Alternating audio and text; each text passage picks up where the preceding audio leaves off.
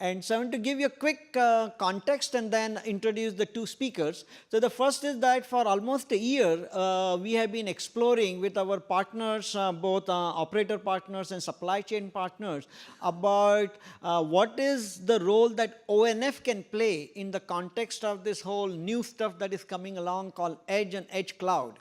The fact that we have built CORD, we have built some of these reference design, we find ourselves in a situation that maybe ONF can play a role in enabling an edge cloud.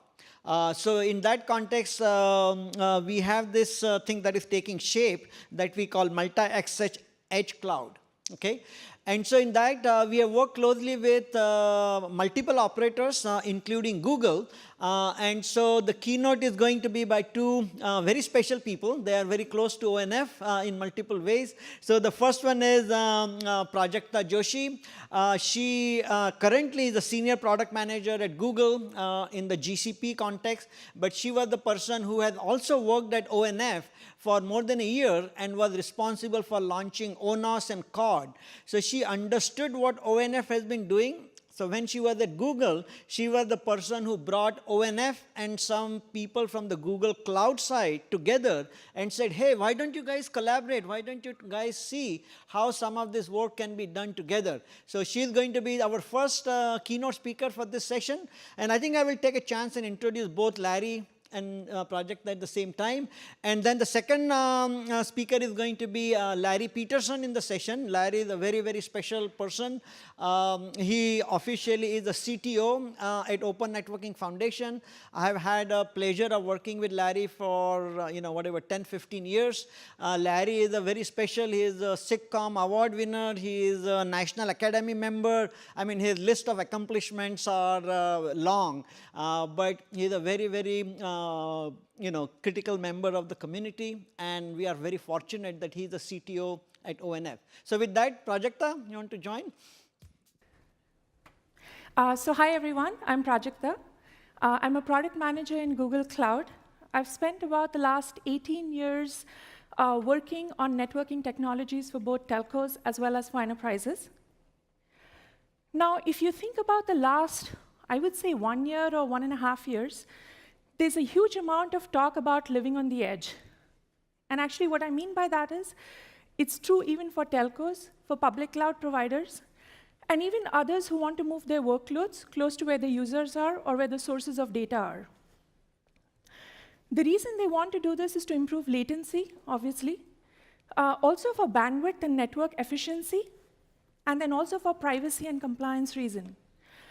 But most importantly, also for enabling new business models. So where are all of these edges?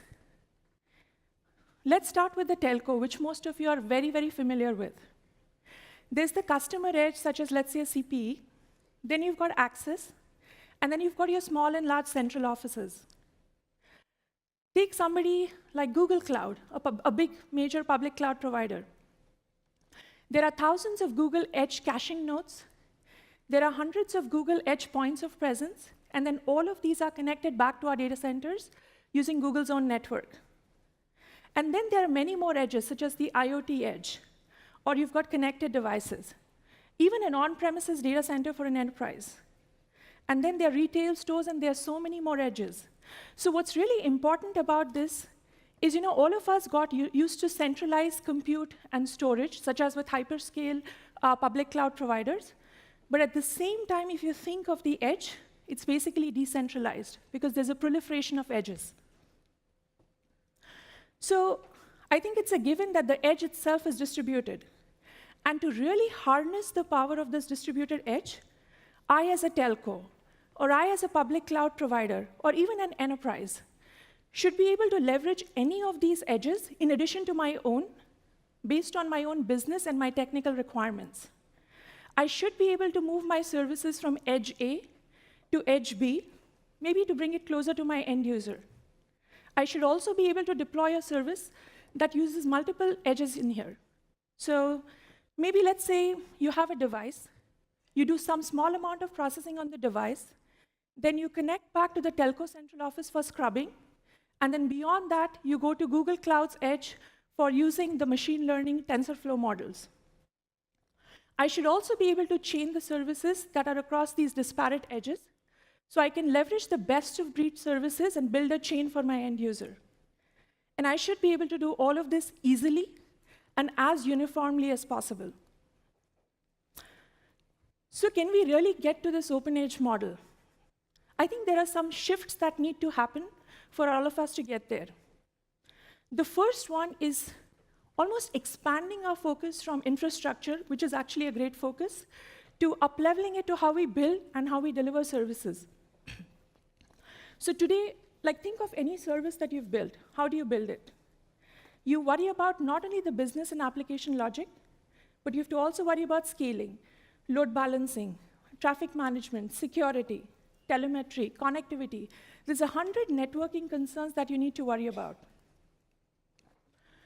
One of the ways that we can actually go simplify this is with service mesh.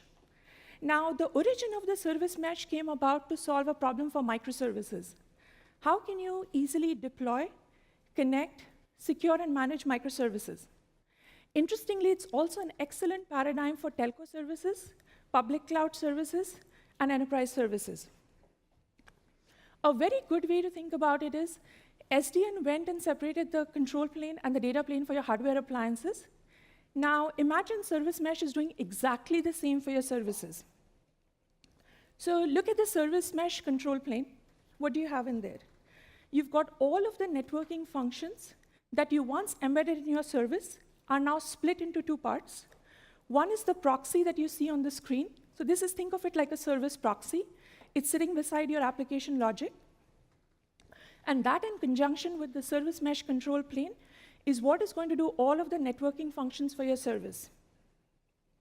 The service mesh control plane is your place to define policy, and then also to push all the configuration from the service to your service.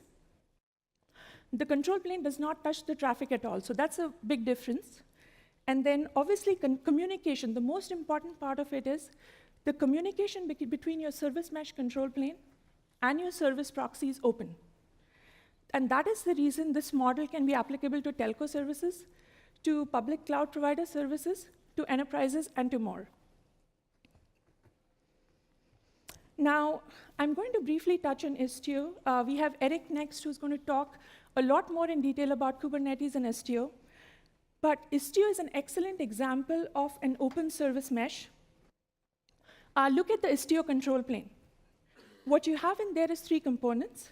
There is pilot, there is mixer, and there's a security component. Each of these has separation of concerns. They're modular. So you could choose to go and put in your own managed CA there along with this architecture if you wanted to.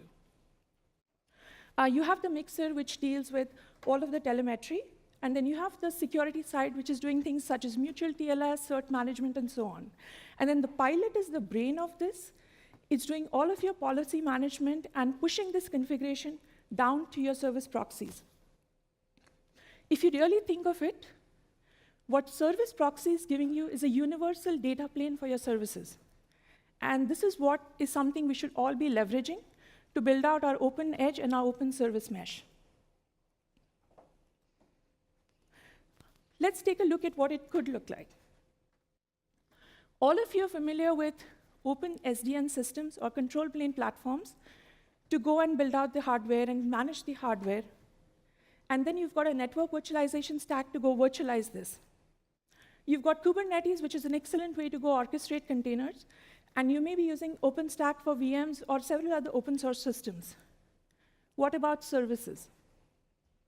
If you look in here, you have the thing that is at number 4. That is your service management stack. And what you have in there is essentially Istio, or another service mesh control plane. What you have in the data plane is the Envoy proxy, so it's giving you your universal data plane for services. And then on top of this, you want to layer something which is open in terms of workflow specification, service composition, and service chaining as well. So if you really think of it, I put 3 services in there. One is in the telco central office, one is in the cloud, and the third one is on an enterprise on-prem. And that is the power of building out a system like this. Obviously, the services may be different, so it could be a VCP in one case, an ML service in other, and something else on enterprise. but the service management software is same. And that gives you an unprecedented level of uniformity in service management. So if we really have to make this a success, I think there are some tenets that we have to keep in mind. For every component in the edge services management stack, there should be an open source counterpart. And let's say you're a telco or even a cloud provider. An OSS component in this stack could have a provider-managed version or a vendor-managed version or even a telco-managed version. But they should still support open interfaces. And if needed, telcos and cloud providers should upstream those changes and enhancements to the open source components and to the communities. And then telco, public cloud, and other providers and users should be able to replace any of the building blocks with those of their own choice, but with open interfaces. And this is really important because an open distributed edge is what is going to spur all of our new business models for telcos, for public cloud providers, actually for everyone. So with that, it's my pleasure to invite Larry Peterson, who is CTO of ONF and known to everybody here, to come and talk about the multi-access edge platform. So thank you. This is a great introduction because this is something that we've been talking about for a long time, and we're getting closer. So I wanted to give you a sense of where we're going within the ONF and the ecosystem around us, and especially most recent partnering up with Google. So this is a slide that you've seen before, and it's one that we've been putting up for many years, which is a recognition that, of course, there's going to be data centers and very large data centers, but that we're getting closer to the edge, and we've been working there with Cord for some time.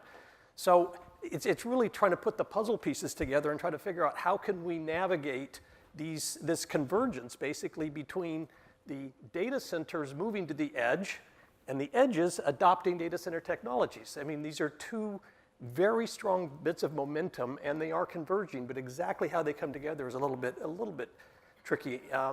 And in fact, we've been using this tagline for so long that it's kind of become a no-op, but it's really, really important, which is it's access and software services in the same platform when you get out to the edge. And it's turned out the closer we get to realizing that, the more we understand that that's not an easy thing to do. And it's not just a matter of taking a large data center and shrinking it down into a rack or half a rack. There's really something fundamentally different that's going on at the edge, at least when you start to bring access into it.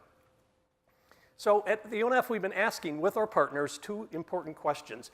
Obviously, this is a huge space, and we don't want to boil the ocean. So what is it that we uniquely bring to the table? So the first question is the one I just addressed, which is the edge, the access edge at least, just a smaller data center, or is it something fundamentally different or qualitatively different kind of platform? And the second question is, what is it that we do in the ONF community, this operator-led community that's unique that we can bring to bear in this problem? So clearly a big space, and we don't want to try to do everything. What can we uniquely do?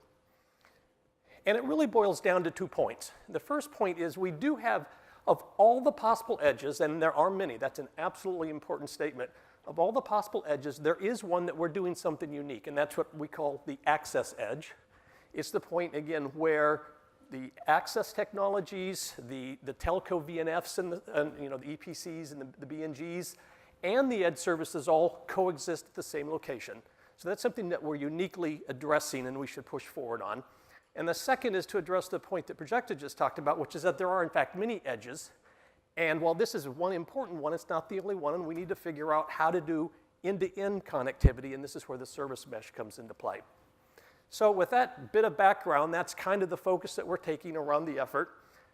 We started to look at what the factors were and the requirements we need to address, and again, trying to hone in on making tangible progress. That's what we're about. Hopefully, we're just not about writing white papers. We're about actually making progress on this.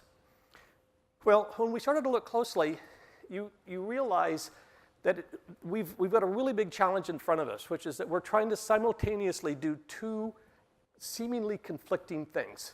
So the first thing is clearly we're trying to move functionality for the sake of lowering latency closer to the end user. Right? You get it out of the data center, or at least fractions of what you've been doing in the data center, and you get it closer to the end user. And yet, in the access edge, that's where you've got mobility supported. So the advantages that the telcos have is not just the points of presence near the end users. They have native support for mobility, and 5G is embracing this wholeheartedly. So how do you simultaneously move data to the end, to the edge, and allow for that functionality to be mobile? And so that simultaneously supporting those is really the hard problem. And just to put that in a little bit, in pictures, up to this point, the cellular network has really been about mobile broadband, not mobile functionality, mobile broadband. The function's been back upstream somewhere. And so when you moved, you clearly had to move the broadband connection, but you didn't move the functions. But the second we start moving functions out to the edge and there's mobility supported, we've got to move the functionality as well. So that's just basically put into pictures the problem that we see in front of us. It's not the only problem. The other factors, issues that we need to address are, again, there's going to be performance. I mean, that's why we're moving to the edge. We want to get the best possible, lowest latency performance, but that quite often means that you're not implementing everything in x86 architecture. We already understand that we're putting functionality into the switches, and we're using P4 as a means to do that. But we're going to exploit the GPUs. We're going to be exploiting the TPUs. We're going to really have a pretty heterogeneous environment that's tailored towards the low latency applications. Secondly, autonomy, let's just call it autonomy, is going to dictate that different stakeholders have responsibility for different pieces of the puzzle. This is not, I own everything and I can solve the problem in a single trust domain. We really have to deal with different entities being able to contribute to, control, own, dictate activity at different points in this multi-edge environment.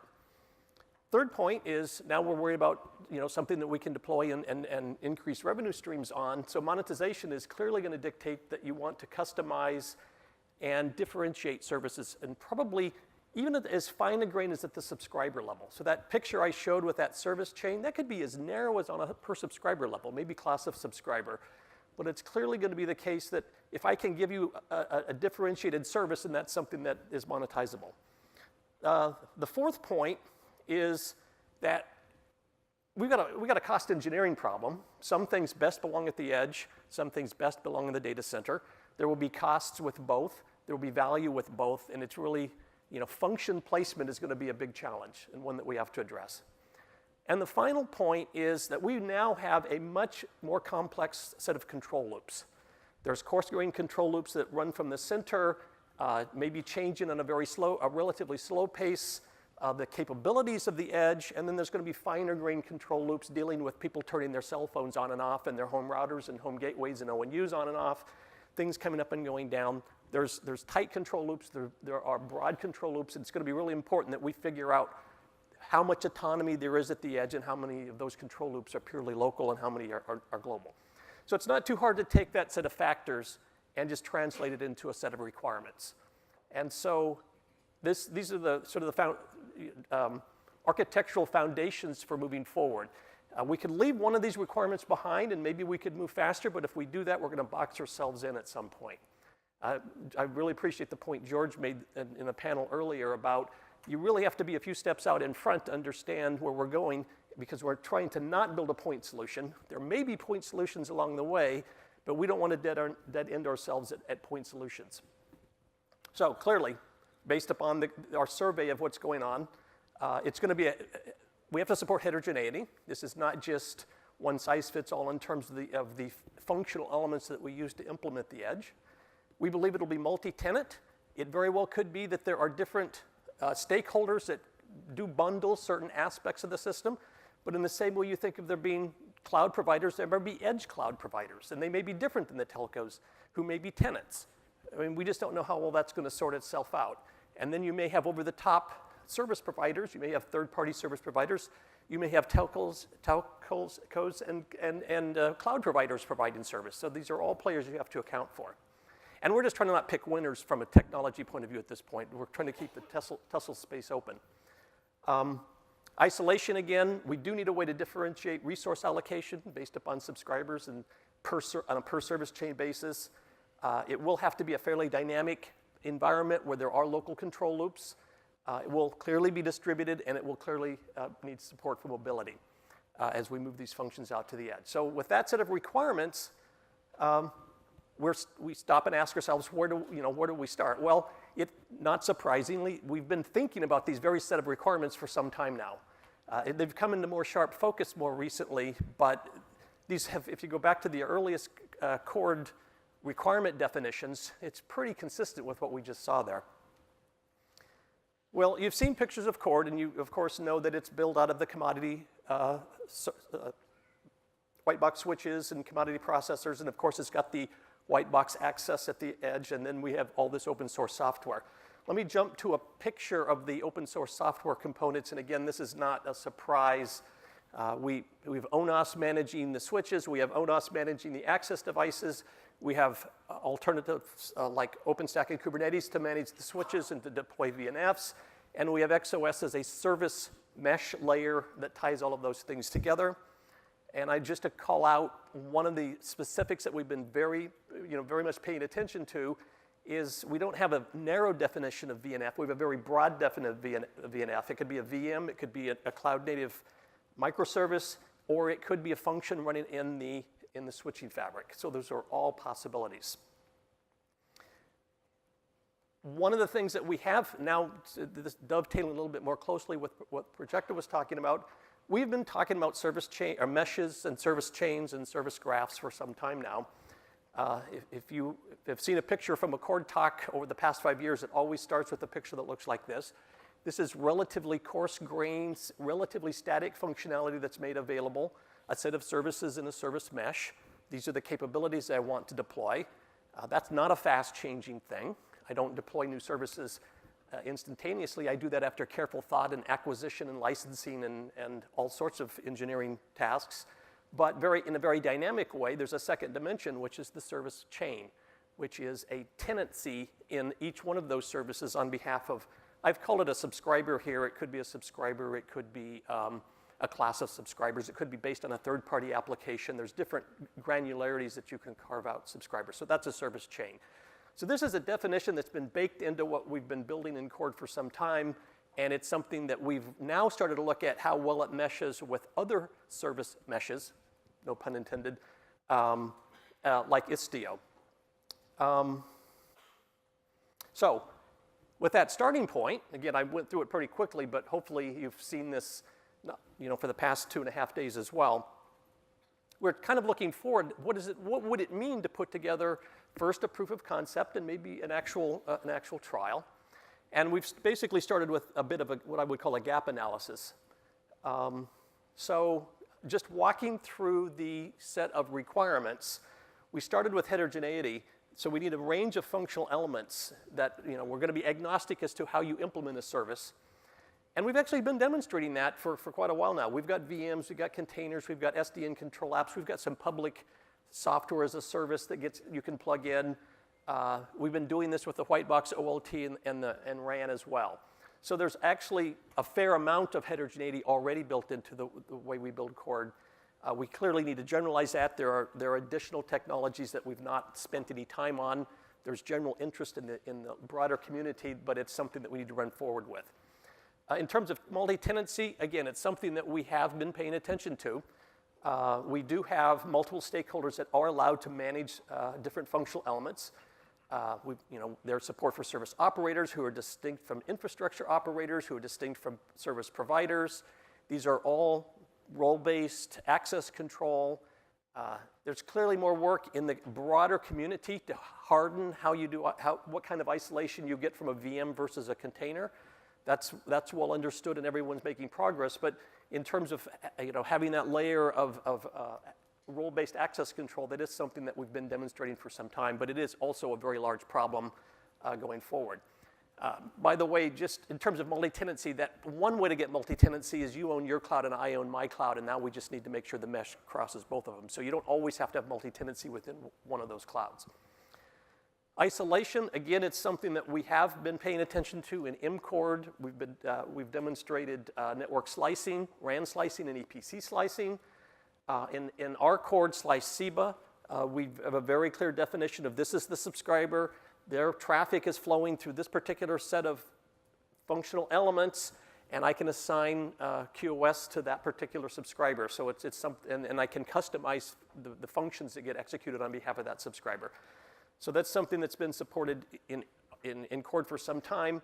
Now, it hasn't necessarily been as clearly, all of these things you get demoed, then you need to move them beyond demo, and there's still work to do there. In terms of how dynamic the system is, this is basically the role that NEM is playing in Seba. It has some tight control loops that, synchronize the northbound instructions and intent that come from the operator's OSS with the southbound, upward flowing events that happen at very fine time scales. So that's clearly something that we have, and everything that we've put into Seba is by nature available in Cord as well. So the last two are the two hard ones. On the distributed functional elements that span multiple clouds, we have a proof of concept that we're working on. I wouldn't consider it 100% successful yet. There is a demo that you could take a look at. And it turns out that this butting of heads between it's an access network, no, it's a cloud, has bitten us. When you live purely in a cloud-native world, you really don't have the ability to account for what happens in an access network, and vice versa. The access network is doing some really strange things in terms of the protocols they use that assume for how you tunnel upstream. These are things that we can work around, but it's clearly the case that there's still a little bit of work to do. So the specific demo is basically connecting Cord with the Google Cloud Platform. And you can, again, see and hear more about that in the expo. Mobility. Very hard problem, moving your functionality, but I think we have a paper design for that and have some thoughts about how to make good progress on that. And it basically comes down to state management, and the first thing you do is you minimize any state that needs to be migrated, and so we have a strategy that minimizes it down to a small amount of control state. The data, what's in the data plane is the big question, but there's a lot of work that's been done out there in distributed storage management that could be brought to bear on the problem. So it's an interesting problem, one we're going to have to tackle, but one we think that is solvable. So this is just a quick picture of the POC that we're currently doing. Unfortunately, the way the schedule worked out, I'd have to point you to a session yesterday afternoon that talked about this and related technologies. So it's not in front of us. You've already missed it. And again, sort of from a demo point of view, what we did was we took the EPC that we had running in Cord and we split it across the Google Cloud Platform and Cord. And with that, I think I'll stop, and there's, by my clock, another minute or so for questions.